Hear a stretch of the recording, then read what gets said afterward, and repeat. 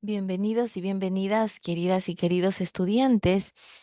Les invito a que podamos juntos estudiar el tema sistema económico. Recordemos que estamos hablando acerca de la época colonial y es importante conocer cómo se manejó el sistema económico durante la época de la colonización.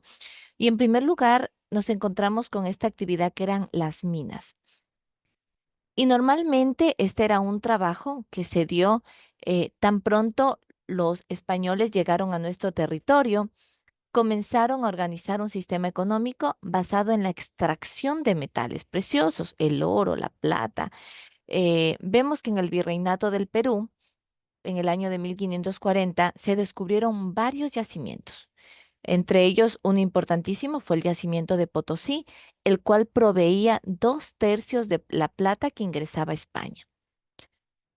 En estos yacimientos del Virreinato de Nueva España también extraían oro, plata, cobre y hierro. Había un principal yacimiento también que fue el de Zacatecas. Normalmente dentro de esta actividad vemos que la minería fue la actividad económica que en ese tiempo se consideraba privilegiada en el tiempo de la colonización. Y este trabajo en minas era desarrollado específicamente por los indígenas por ser un trabajo bastante duro. Luego vemos que otra de las actividades es la encomienda. La encomienda entonces un trabajo diferente porque era más dedicado a la agricultura. La mano de obra, de cómo los indígenas eran de alguna manera asignados a un español en específico, quien era el encomendero, y lo llevaba a esas tierras a trabajar para él a cambio de una pequeña compensación.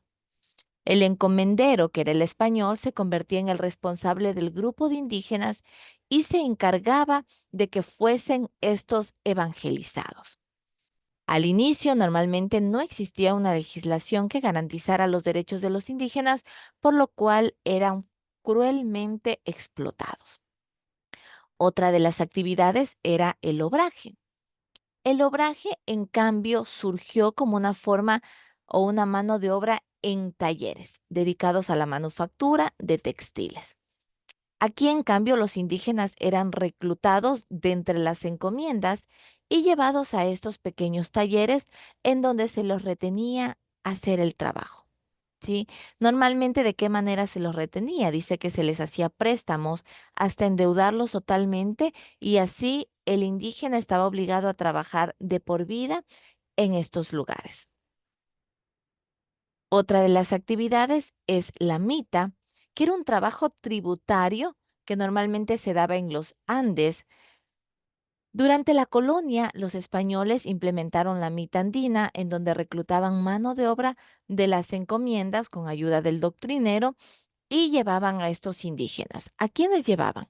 A varones de entre 18 y 50 años de edad, quienes eran obligados a trabajar por un periodo determinado hasta por un año.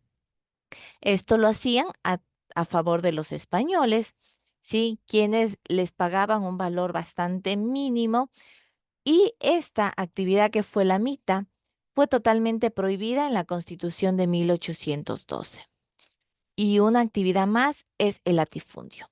El latifundio, en cambio, era una actividad o un trabajo que se hacía en grandes extensiones de tierra, que era de miles de hectáreas, en donde se desarrollaba agricultura, ganadería, infinidad de actividades, pero lamentablemente el trabajo igual era de una manera explotada hacia los indígenas. ¿Por qué? Porque no había un uso eficiente de los recursos que se podían aprovechar, había bajo rendimiento unitario, no se explotaba al máximo la tierra, había baja capitalización, bajo nivel tecnológico y una mano de obra prácticamente que trabajaba en condiciones precarias. Entonces, estas son algunas de las actividades económicas que se dieron durante la colonización.